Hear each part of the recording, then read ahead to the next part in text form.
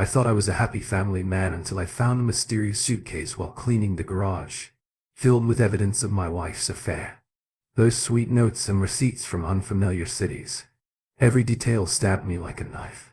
I pushed the garage door up, the rusty hinges screeching in protest, as if warning me of the task ahead. The sunlight streamed in, cutting through the gloom and casting beams that illuminated the chaotic mess accumulated over the past 15 years. Dust particles danced in the air, momentarily distracting me from the overwhelming clutter. I stood there, taking it all in with my hands on my hips, wondering where to even begin. Cardboard boxes were stacked in teetering piles, some sagging under their own weight, their faded labels barely readable. Isabella's precise handwriting peeked out from beneath layers of dust.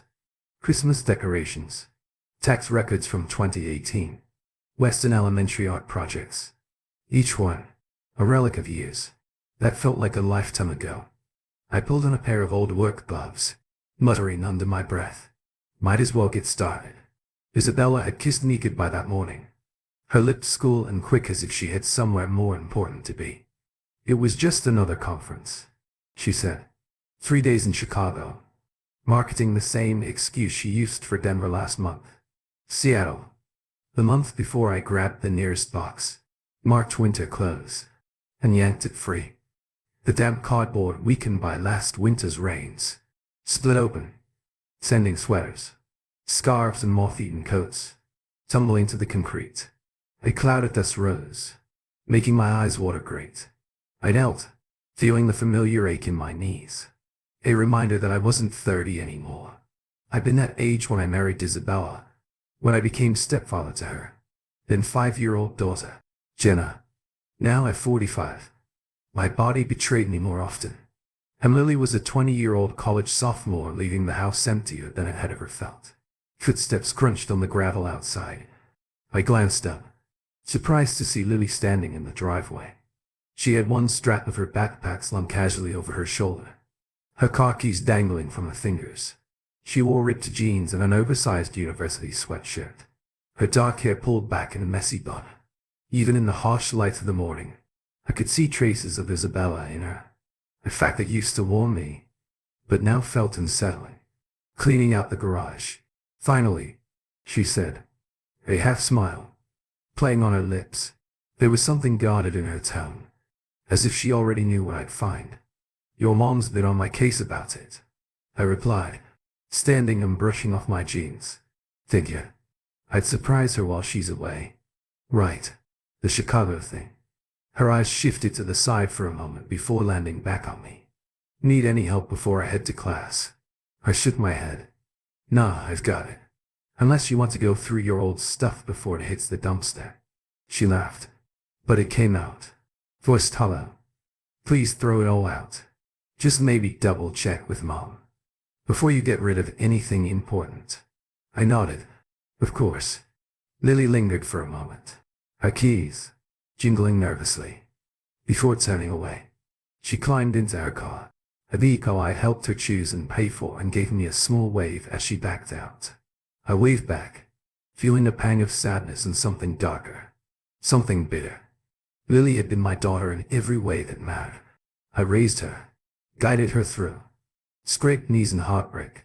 Yet in her brief visit, there was a distance between us. I couldn't ignore turning back to the scattered clothes. I began sorting piles. Keep, donate, trash. It was mindless work, exactly what I needed to keep myself from spiraling. Isabella's increasing travel schedule had been a topic of casual conversation between us for months. She assured me that her company's expansion required her presence at client meetings, conferences, and late-night calls. I believed her. At least I wanted to believe her. I reached for another box, revealing a dark brown leather suitcase hidden behind it. The sight of it made me pause. It wasn't familiar. Brianna, and I always used matching navy blue luggage sets, she insisted.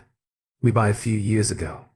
I pulled the suitcase out, feeling the weight of it, noting the worn leather and tarnished brass fixtures. No tags, no airline stickers, no sign of where it had been or why it was here. There, I jumped, nearly dropping the suitcase. Lily stood in the doorway again, her eyes darting between me and the suitcase. She still had her keys in hand. "Forgot my charger," she said, her voice just a bit too quick. "Ever seen this before?" I held up the suitcase, watching her reaction closely there. It was a flicker of something in her eyes. Tear. Guilt. She quickly masked it, shrugging. "No. Probably one of Mom's old bags. She keeps everything. You know." I nodded. Slowly. "Right." She hurried past me into the house, returning moments later with her charger. Her movements were rushed and she barely looked at me as she left again. "See you tonight." Once she was gone, I placed the suitcase on the workbench and unlatched it. The hinges creaked and a faint scent of Isabella's perfume mixed with something more masculine wafted up. My hands trembled as I lifted a stack of envelopes from inside. Hotel receipts fell between them, bearing names of places I'd never been with Isabella. The Grand Plaza Hotel, the Oakwood Executive, T.S. Others. I swallowed hard. Opening the first letter. The paper was expensive, and Isabella's handwriting flowed across it in a way that was both familiar and foreign. "My love, another weekend without you feels like an eternity." The words blurred. Each letter I opened confirmed what I feared. Intimate details of a relationship spanning years. Photos followed Isabella, smiling across a candlelit table out there. I'd never seen Isabella on a beach, in a sundress. I didn't recognize Isabella in a hotel room with the bed and maid behind her. My phone buzzed, pulling me back to the present. It was Isabella. "A text conference running late. Don't wait up. Love you." My stomach turned. How many times had she sent similar messages while she was with someone else? I began laying out the contents of the suitcase in precise row. Letters, receipts, photos. Each item felt like a dagger. Each revelation, cutting deeper. I forced myself to stay methodical. My accounting background came in handy here. I needed dates, patterns, proof. That's when the realization struck. Lily had known she had been helping Isabella cover for this affair. The girl I had raised, protected, loved, she was in on it. The rage came slowly at first, then surged, like a wave. But there was no time for anger. Not yet. I needed to know everything. I logged into our shared cell phone account, still using Lily's birthday as the password. Ironically enough, and began combing through years of call logs and texts. I cross-referenced everything, copying suspicious numbers, matching dates and locations. Hours passed. The sun dipped low, cast in long shadows across the garage. My hands moved on autopilot, sorting evidence of betrayal, while my mind struggled to keep up. How long had this been going on? How deep did the lies run? Isabella's increased travel schedule, her guarded phone conversations, Lily's too casual remarks about her mother's whereabouts. It all fit together. Now a knock at the door pulled me from my spiraling thoughts. "Dad, can I come in?" Lily's voice was hesitant. I minimized the spreadsheet on my laptop and forced myself to speak calmly. "Sure." She stepped into my office, perching on the edge of my desk like she used to when she was a little girl. "You've been different since Mom left for this trip. Is everything okay?" I studied her face, searching for any hint of the child I'd loved. But all I saw was someone complicit in lies, just busy with work. "Mom's worried about you," she pressed. "She says you've been distant." A bitter laugh threatened to escape, but I swallowed it down. Did she? Now when she called earlier. Jenna continued fiddling with her phone and a nervous stick. I'd seen countless times before. She said she'd come home early if you needed her. "No," I said sharply, then softened my tone. "Tell her to finish her conference." Lily's fingers flew across her phone screen, relaying my message. I watched her, realizing how many times she'd probably done this over the years. Covering, lying, was a mythos, protecting Isabella's secrets. I wanted to shout at her to demand this, but I could not yet. "Go to class," I said, turning back to my laptop. "I'm fine." She lingered for a moment. Longer, on the first line. Then, one tree sighed. Left. I sat in the silence, feeling the walls of my world close in. Isabella had betrayed me. Lily had betrayed me. Everything I thought I knew about my life was a lie. I turned back to the evidence, cataloging each piece. There would be time for confrontation. For now, I needed to be ready. I needed to know just how deep the betrayal ran. The hours stretched into the night as I continued my grim task, sifting through the pieces of my life that I had once cherished. My office became a fortress of evidence.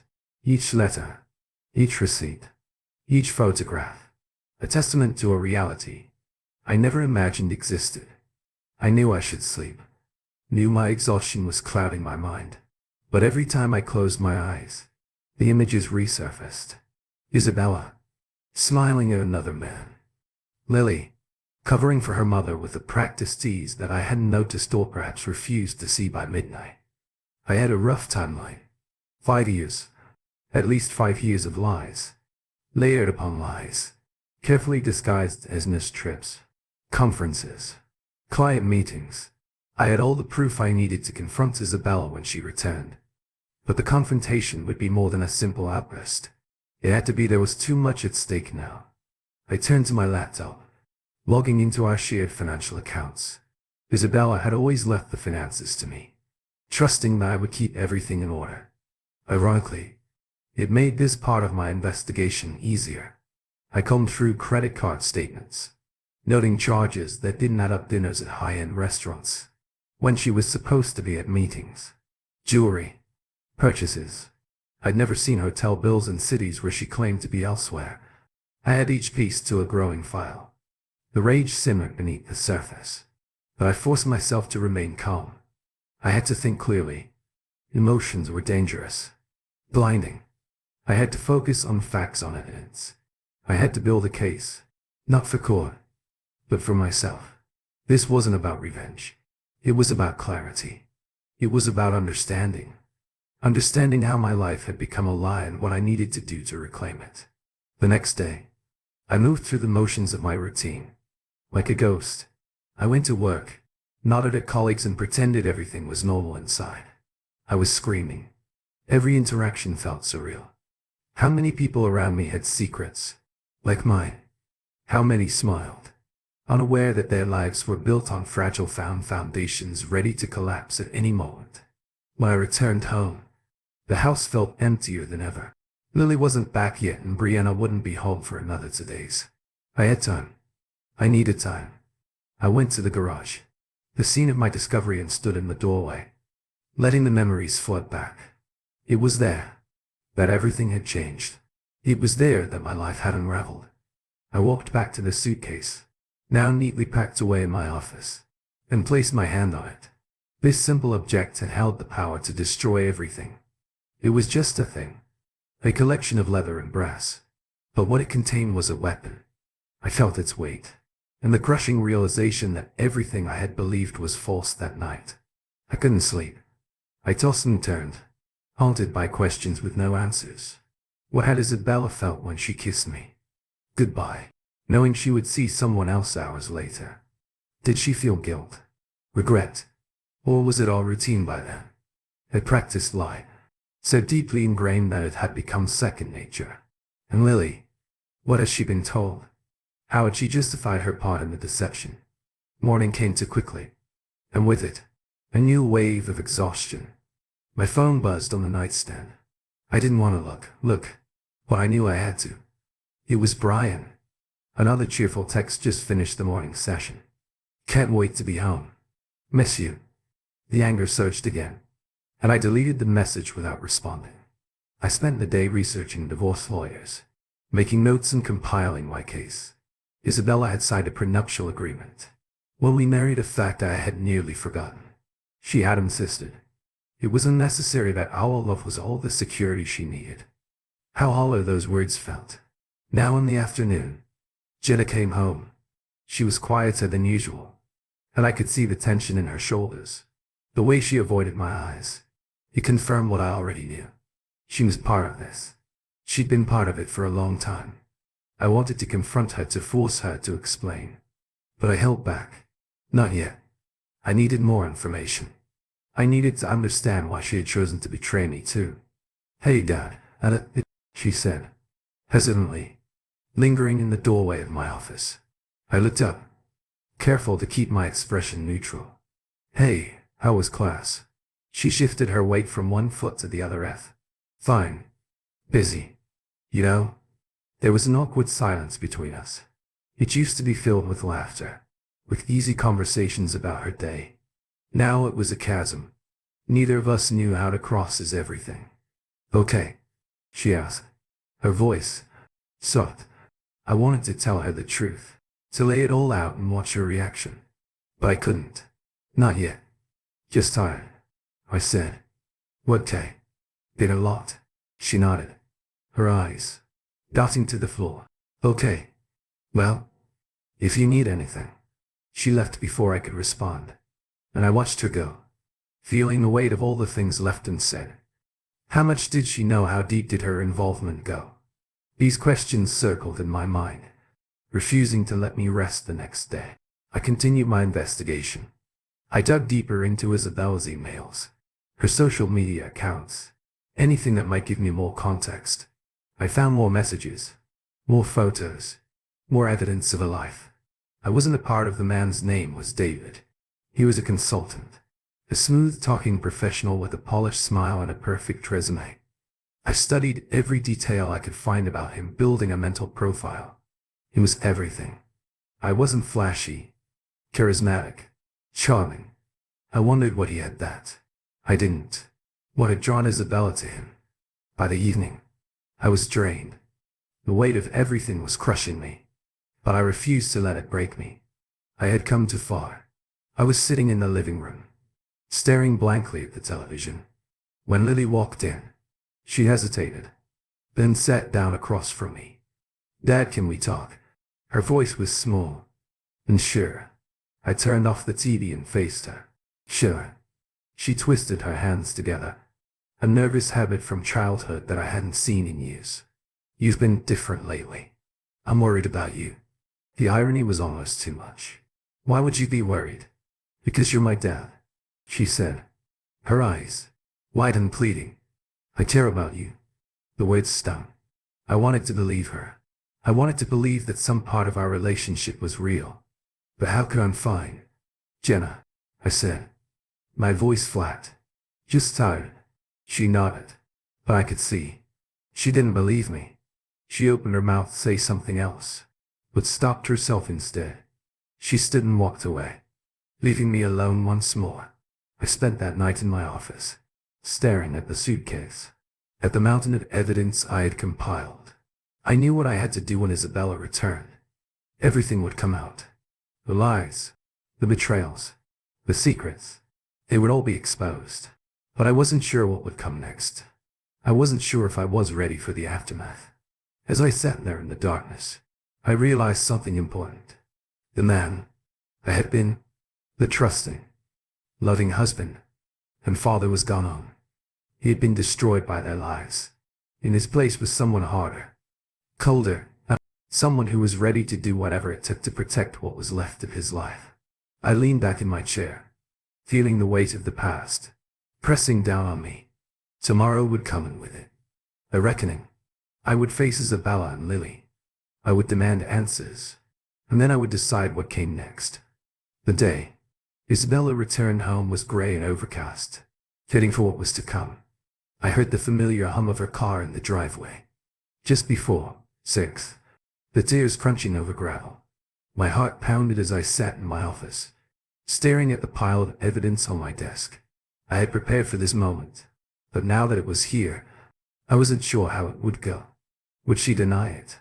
Try to twist the truth? Beg for forgiveness? I had run through every scenario, but I knew reality would be unpredictable. The front door opened and a voice called out, cheerful and oblivious. "Sullivan, I'm home." She sounded exactly the same as always. Bright, confident, sure of her place in the world. I felt a surge of anger at how easily she slipped back into her role.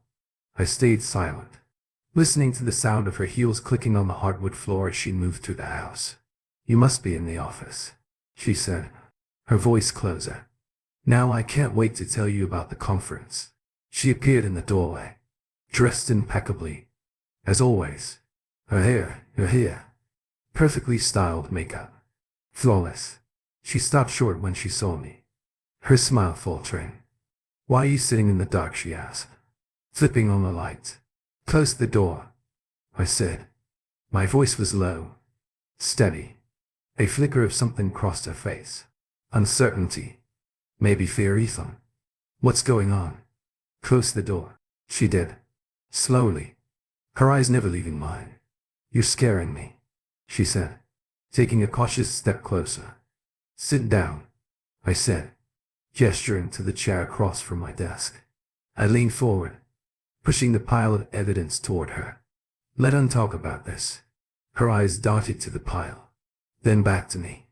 What is this? Read it, I said, my voice cold. Every last word. She hesitated, then picked up the first letter, her hand trembling as she read. The color drained from her face. She flipped through more faster as if she could outrun the truth. I can explain, she whispered. Explain what I demanded, standing suddenly. The chair scraped against the floor, the sound harsh in the quiet room. Explain how you've been lying to me for years. Explain how you've made a fool of me. Tears welled up in her eyes, but I felt nothing. So then, please, it wasn't like that. Then, tell me what it was. Like, I said, my voice rising. Tell me how every business trip, every late night meeting, every excuse was just another lie.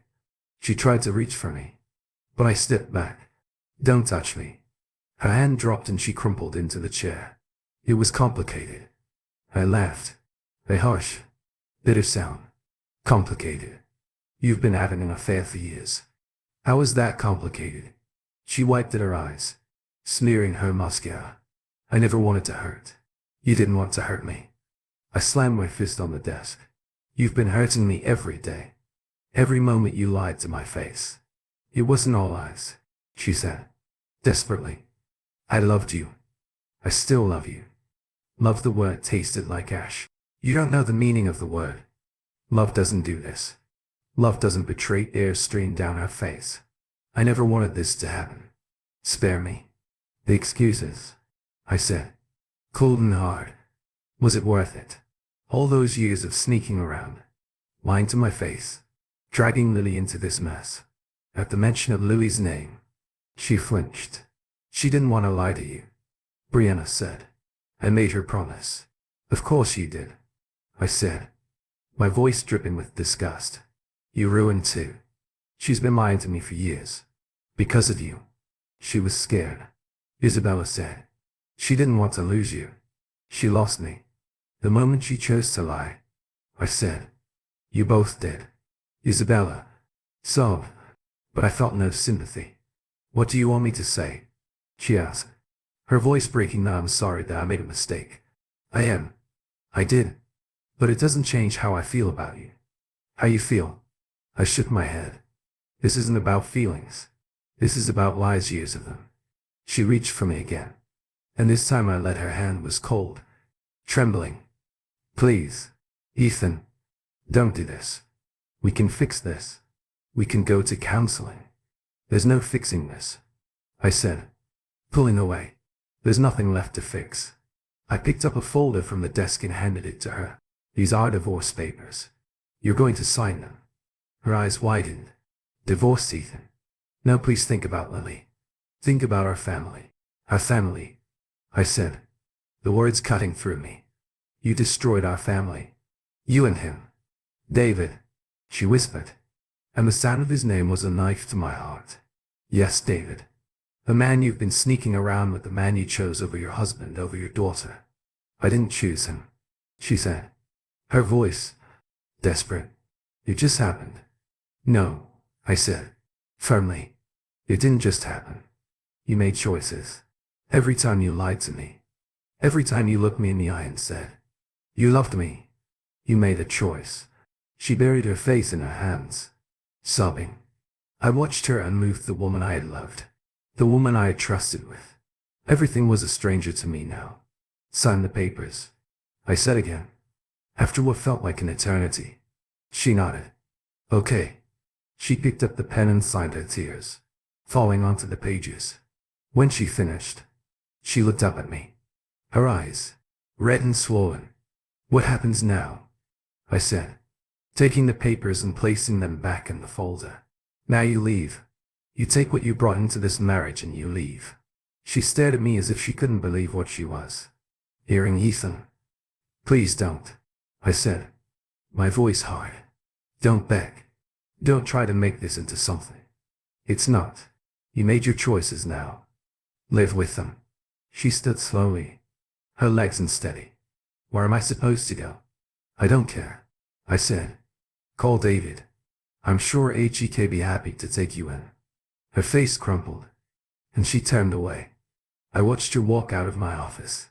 Her shoulders slumped, her spirit broken. The woman I had once loved was gone, replaced by this hollow shell. The sound of her packing upstairs was almost unbearable. I heard drawers opening and closing, the rustle of clothes, the quiet sobs she tried to stifle. I poured myself a drink and sat in the silence, waiting. When she finally came down, dragging a suitcase behind her, she paused in the doorway. Ethan, she said softly. I'm sorry. I'm so sorry. I didn't respond. I couldn't. She waited for a moment, then turned and walked out the door, leaving me alone. The silence that followed was deafening. I finished my drink and stood, feeling the weight of everything pressing down on me. Isabella was gone. The marriage I thought I had was over. The family I had built was shattered, and now I was left with the pieces. But I wasn't done. Not yet. There was still Lily.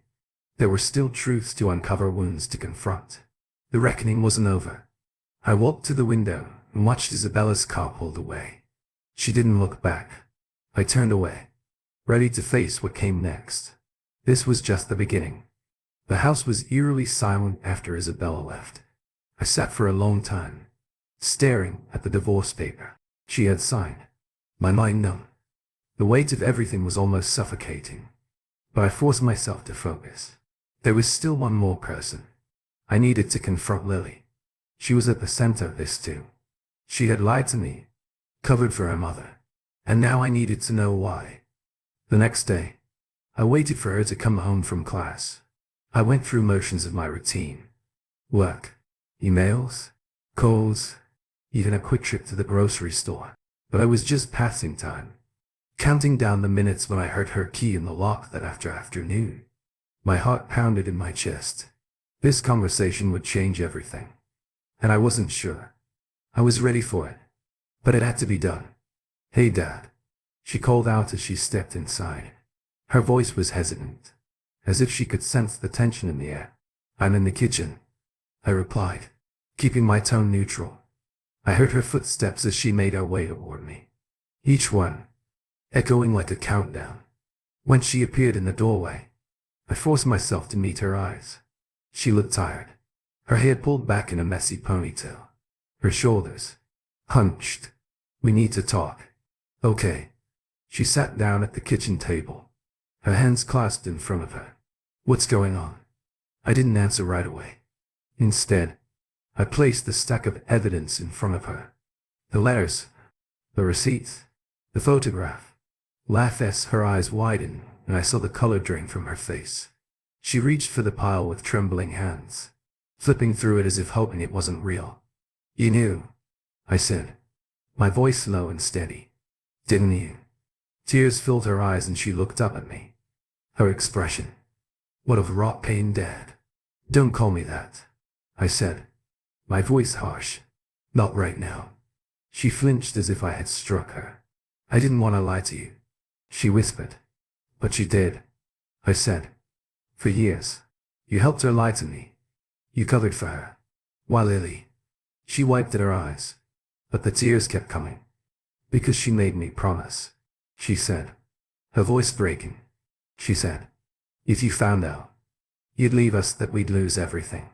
So it was about money, I asked, my tone cold. About keeping your comfortable life. No, she said, shaking her head. It wasn't like that. I was scared. I was 12. When I found out, Dad, I didn't know what to do. You knew right from wrong, I said. You knew lying was wrong. She buried her face in her hands, sobbing. I didn't want to lose you. But you did, I said quietly. The moment you chose to lie, you lost me. She looked up at me, her face streaked with tears. I'm sorry, she said. I'm so sorry. Isn't enough, I said, my voice cold. Do you have any idea what this has done to me, to my life? I've given everything to you.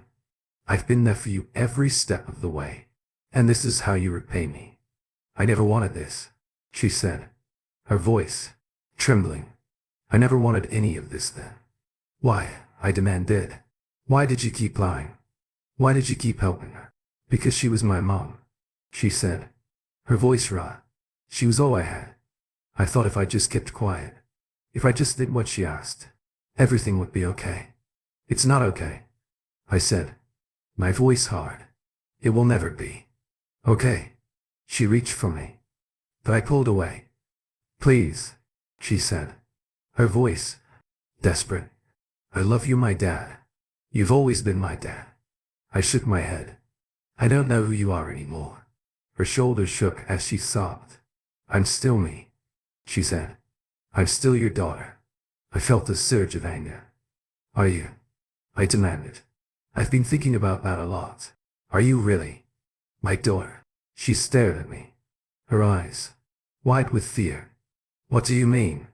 I said, leaning in closer. How do I know anything you've told me is true?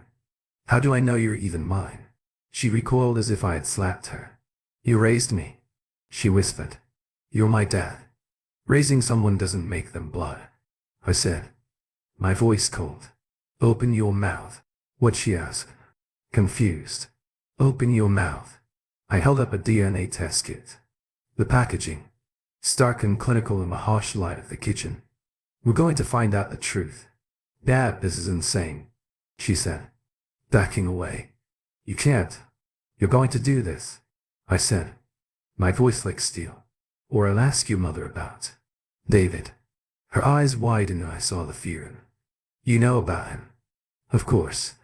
I do, I said. I know everything thing. She took a step back, her hands shaking. Please don't do this too late, I said. Open your mouth. Lily. Or whatever your name really is. She hesitated for a long moment, then nodded. I watched as she swabbed the inside of her cheek, tears streaming down her face. When she handed the swab back to me, her hands were trembling. What happens now? I said, sealing the sample. Now we wait. She looked at me, her eyes filled with desperation. Dad, please. I know I hurt you. I know what I did was wrong. But I love you. You're the only father I've ever known. Go to your room, I said, my voice flat. Pack your things. When this is over, you're leaving with her. She opened her mouth to argue, but I cut her off. I don't want to hear it, I said. No. No, she nodded, tears streaming down her face, and walked out of the room.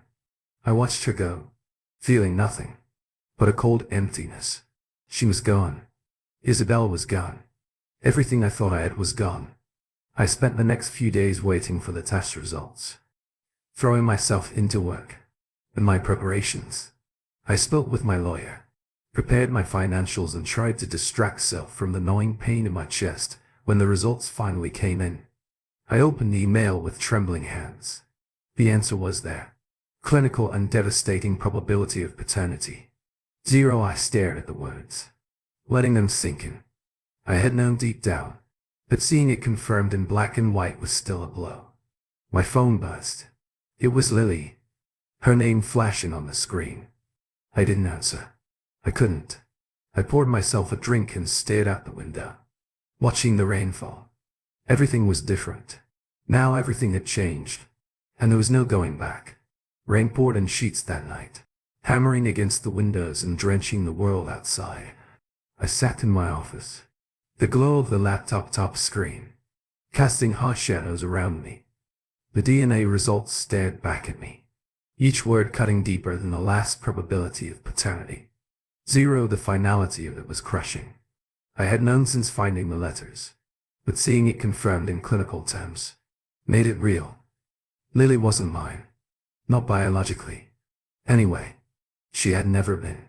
But what did that mean? For everything. We'd shared every memory. Every moment. Every time she called me Dad. I wanted to believe it all meant something, that it wasn't just a lie. But how could I? She had known she had been part of the deception.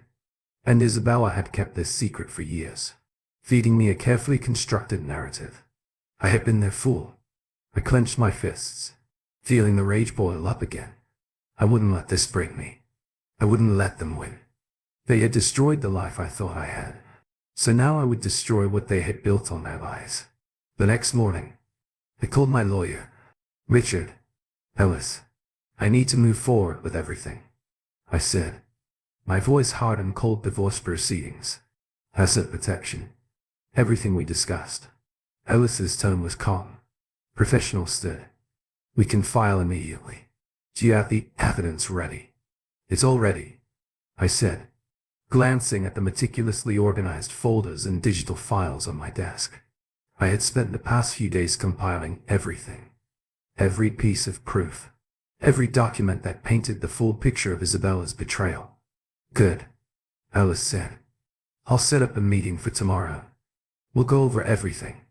After I ended the call, I leaned back in my chair, feeling a twisted sense of satisfaction. Isabella and Lily thought they could lie to me, that they could manipulate me forever. They were wrong. They would learn that actions have consequences. Permanent, inescapable consequences. Lily knocked on the office door later that day. I didn't want to see her, but I couldn't avoid it forever. Come in, I said. My voice flat. She stepped inside, hesitantly, her eyes red and swollen from crying. She looked like a child again, vulnerable and scared. I hated that. I still felt something, some tiny ember of compassion that refused to die, but I buried it. I couldn't let myself feel anything for her. Not now, Dad. She started, then corrected herself. Sullivan, what do you want? I asked, not looking up from my desk. She hesitated, wringing her hands. I wanted to know if we could talk. Really talk. There's nothing to talk about, I said, my tone harsh. We already did that. She flinched. Please just listen. I sighed, leaning back in my chair. Fine. Say what you need to say. She stepped closer, her voice trembling. I know I messed up. I know I hurt you. I can't change what I did, but I need you to know that I love you, my dad. You've always been my dad. Stop, I said, cutting her off. Just stop. But it's true, she said, her voice breaking. You were there for me when no one else was. You taught me everything. You made me who I am. I stared at her, feeling the weight of her words. I wanted to believe her, but how could I? She had lied to me for years. None of that matters anymore, I said, my voice cold. You made your choices. You chose to lie. You chose to help her. Now you have to live with the consequences. She stepped back, as if I had struck her. I didn't want to lose you, she whispered. Well, you did, I said, standing. And now it's done. Tears streamed down her face. So that's it. You're just going to throw me away. You threw me away first, I said, turning away. Go pack your things. She left without another word. And I stood there, staring out the window as the rain continued to fall. I felt hollow, like I was being eaten away from the inside. But I couldn't let it stop me. I had to keep going. I had to see this through. The next day, I met with Ellis at his office. He spread out the divorce papers, the evidence I had, gathered everything we needed to proceed. This is going to be ugly, he said, his tone matter of fact. Are you ready for that? I'm ready, I said. Do whatever you need to do. He nodded. With this much evidence of infidelity, we can nullify the prenup. You'll retain all assets. The house. Everything good, I said, feeling a grim satisfaction. I want her to have nothing. Alice hesitated and Lily. Shaken up my daughter, I said, my voice hard. Never was the words hurt more than I expected. I had raised her, loved her, given her everything. But now I had to cut her out. It was the only way. When I got home, I found Lily in her room packing the sight of her old childhood toys. The mementos we had shared over the years made my chest tighten. She looked up as I entered, her eyes pleading. Please, don't do this, she said. We can still be a family. We were never a family, I said, my voice cold. It was all a lie. She nodded, slowly, tears streaming down her face. I'm sorry, she whispered. I'm so sorry. I turned away, unable to look at her. Just go. I heard her footsteps as she left the door, closing softly behind her.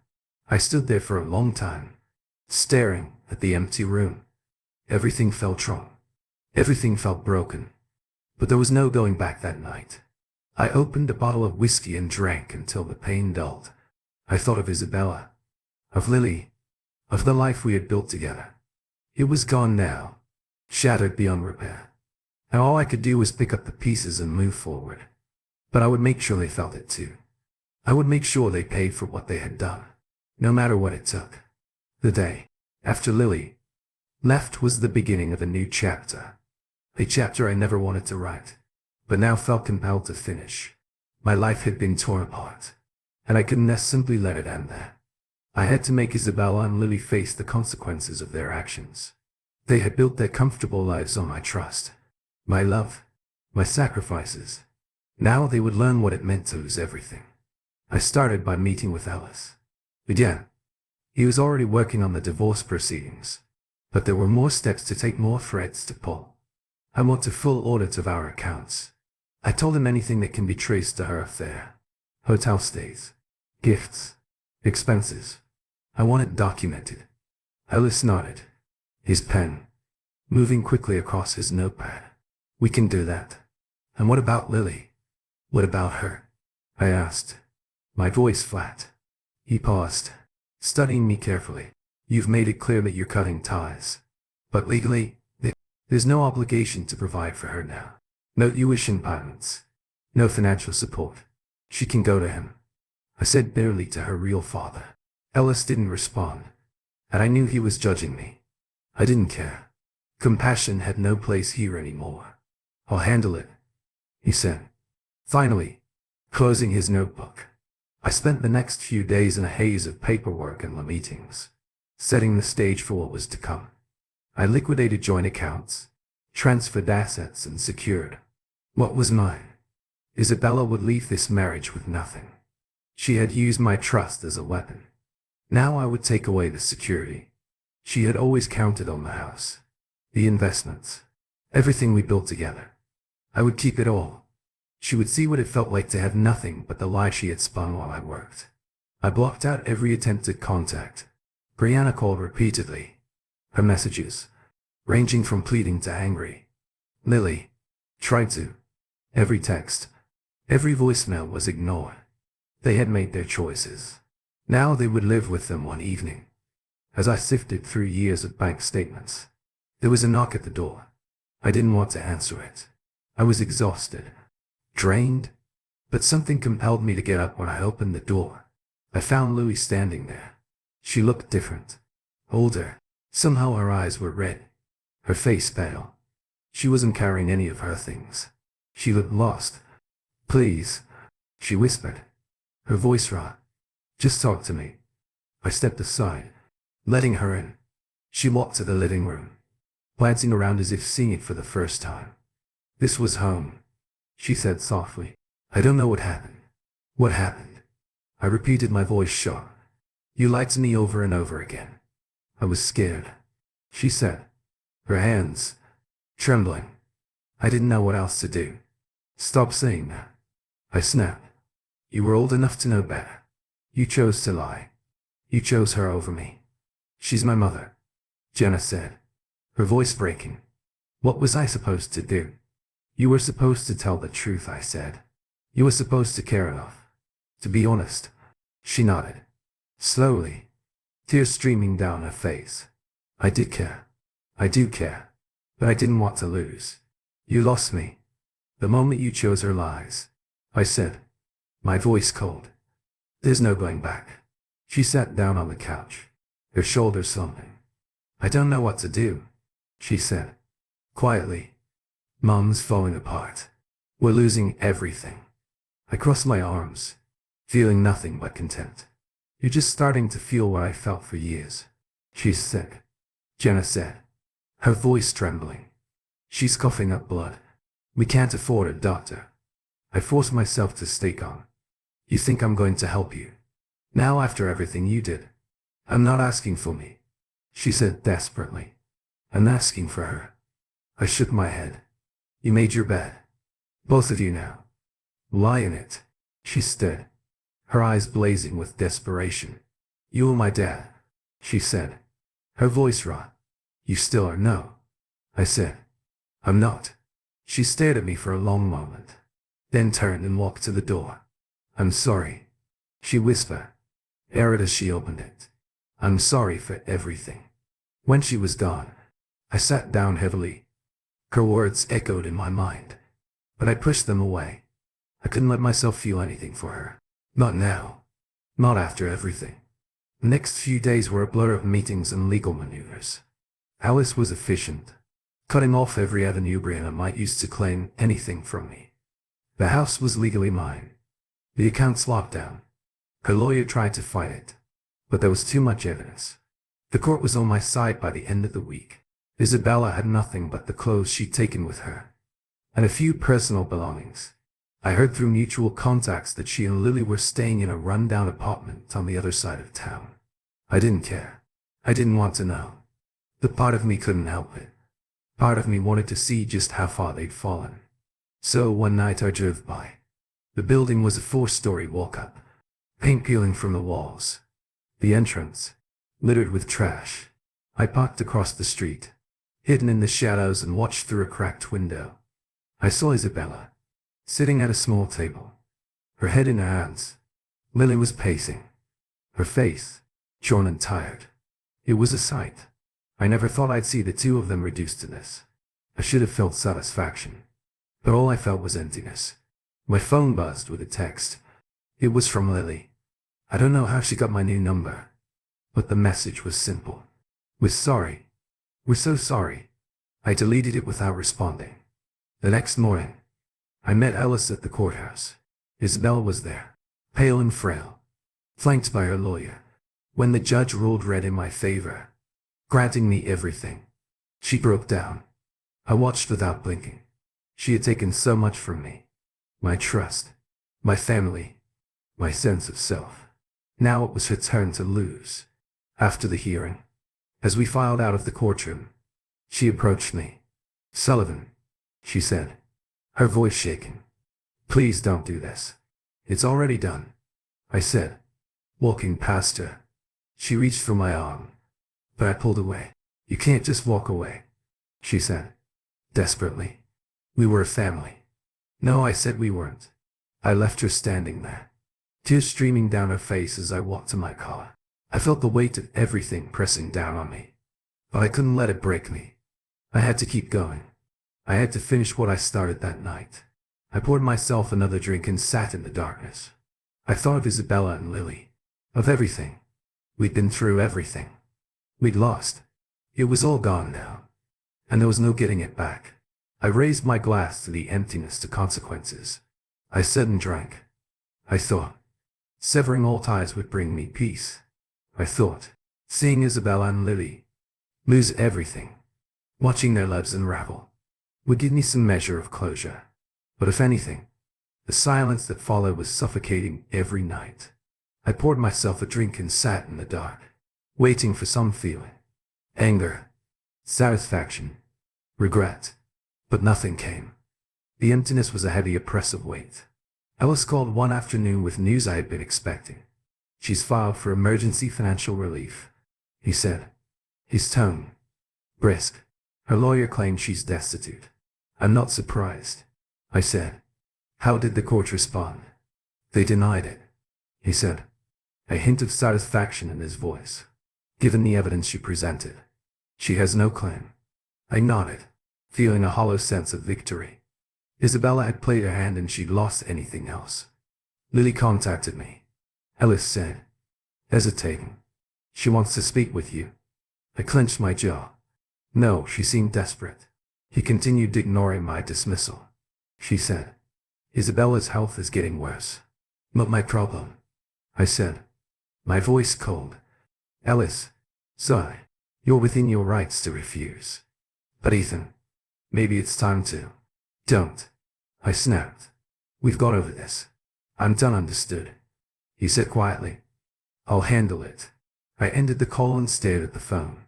My hands, shaking. They were desperate. I knew that Isabella's health was failing and Lily was floundering. But I refused to let it sway me. This was the life they had chosen. This was the bed they had made that evening. I found myself driving past their apartment building again. I told myself, I was just making sure they hadn't somehow found a way to fight back. But deep down, I knew it was more than that. I needed to see. I needed to know how far they had fallen. The building looked worse than before. Paint peeled in long strips, and the stench of mildew wafted through the air. I parked across the street and waited hours past. Finally, I saw them. Isabella emerged first. Her frame, thin and frail. Her steps, unsteady. Lily followed. Her face, drawn. Her shoulders, slumped. They walked, slowly, as if the weight of the world pressed down on them. I watched them disappear into the night, and I felt nothing. Days turned into weeks. Isabella's calls became less frequent, then stopped altogether. Lily tried once more, showing up at my door late at night. I didn't answer. She pounded on the door, her voice raw with desperation. Dad, please, just talk to me. Please. I stood in the hallway, listening to her cries. She pleaded, her words breaking. But I couldn't bring myself to open the door eventually. She gave up and left.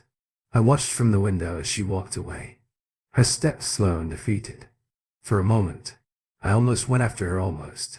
But I stayed where I was rooted by the weight of my resolve. Another week passed. I focused on my work on building a new routine. But everything felt hollow. I met with Ellis again, going over final details of the divorce settlement. It was done. Isabella had nothing. Lily had nothing. I should have felt triumphant. Instead, I felt empty one morning as I was drinking my coffee. A letter arrived. The handwriting was familiar. Jenna. I almost threw it away. But something made me open it. The words were scrawled. Desperate Dad. I know. You don't want to see me. I know I hurt you. But please, I'm begging you. Don't let Mom die. She needs a doctor. She needs help. We're living in a shelter now. I'm working double shifts just to keep food on the table. I don't know what else to do. Please, if you ever loved us, if you ever cared, help us. Not for her. For me. I see her crumpled the letter and threw it in the trash. They had made their choices. They had lied to me for years. They didn't deserve my help. That night, I couldn't sleep. I tossed and turned, the words of the letter echoing in my mind. Don't let Mom die. If you ever cared, help us. I hated that it affected me. I hated that I still felt anything at all. But no matter how much I tried to bury it, the memories came back. The good ones. Teaching Lily to ride a bike, helping her with her homework, scaring away the monsters under her bed. I had loved her. I had loved Isabella too. And they had destroyed me. I drank until the memories blurred, until the pain dulled. The next morning, I woke up with a pounding headache and the same hollow ache in my chest. I went about my day, trying to ignore it. But the letter haunted me. Then, came the final blow. Another call from Ellis. Ran is in the hospital, he said, quietly. Pneumonia. It's serious. I clenched my teeth. Why are you telling me this? Because Lily asked me to, he said. She said, they're out of options. She thought, you should know. I don't care, I said, but my voice cracked. I think you do, Ellis said. Otherwise, You wouldn't have picked up. I ended the call without responding. The rest of the day passed in a fog. Isabella was dying. Lily was alone fighting to keep them both afloat. They were suffering just as I had wanted. But why did it feel so wrong that night? I sat in my office, staring at the DNA test results. The letters, the photographs, everything that had brought me to this point. I had wanted justice. I had wanted them to pay. But now faced with the reality of their suffering, I wasn't sure what I wanted anymore. I drove to the hospital.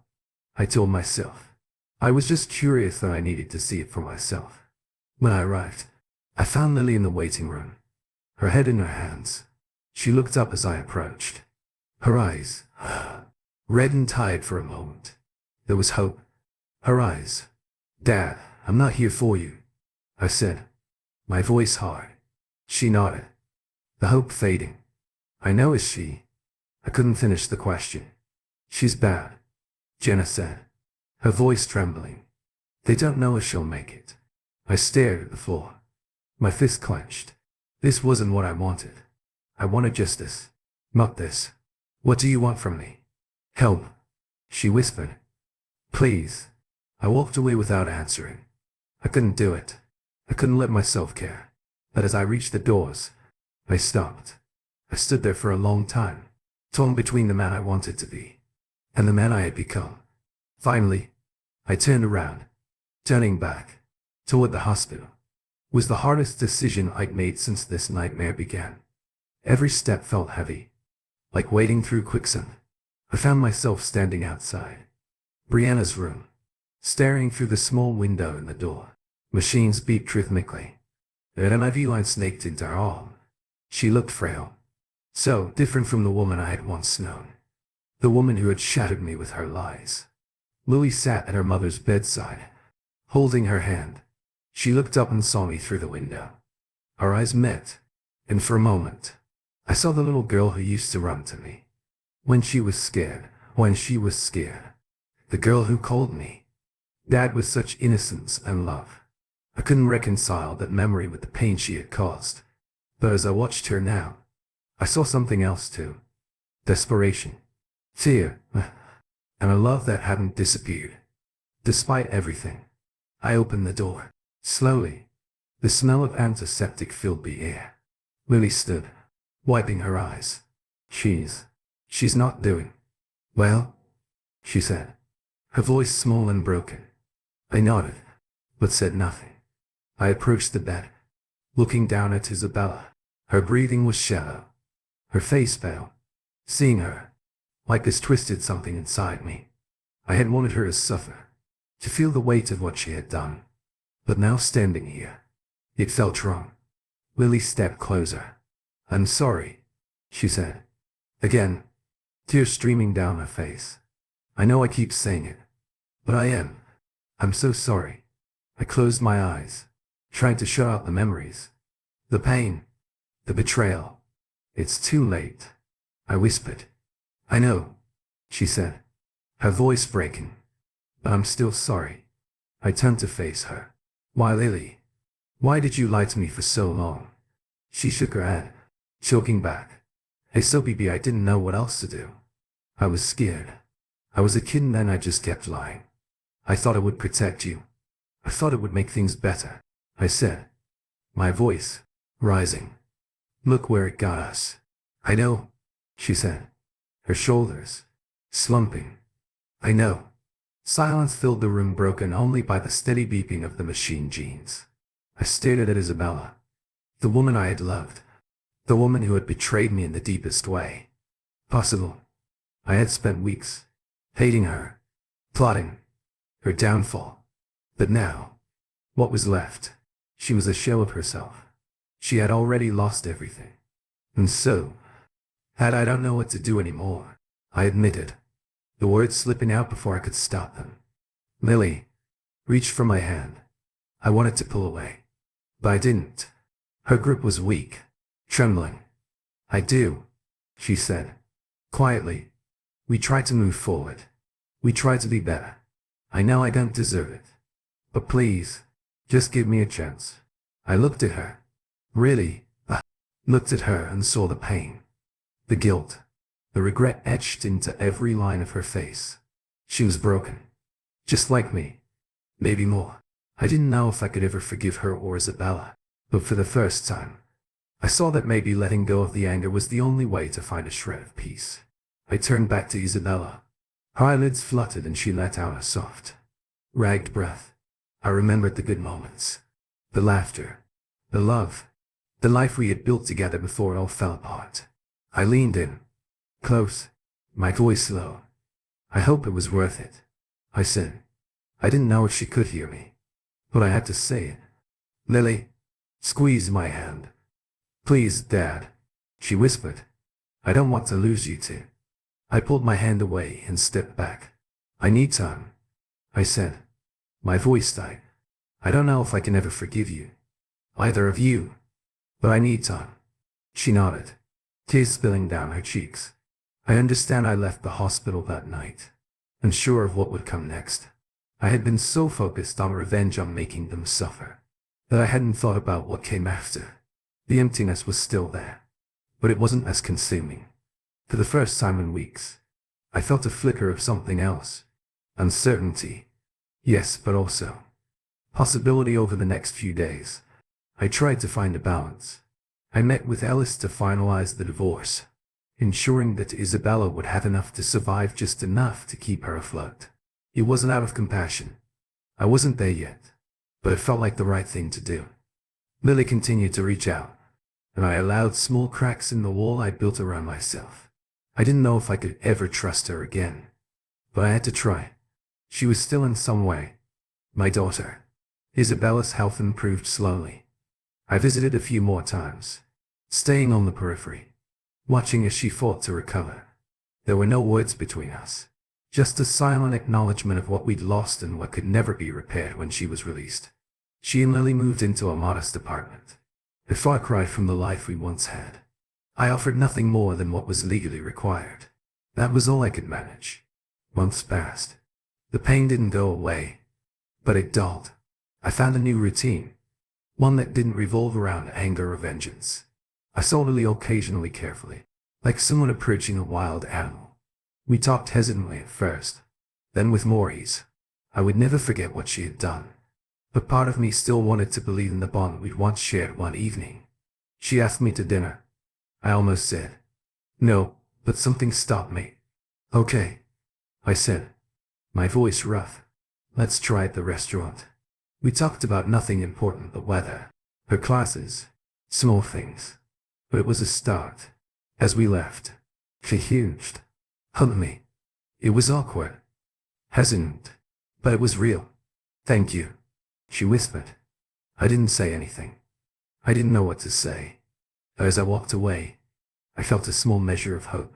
Maybe we could find a way forward. Maybe not. But for the first time, I was willing to try. The past would never leave me.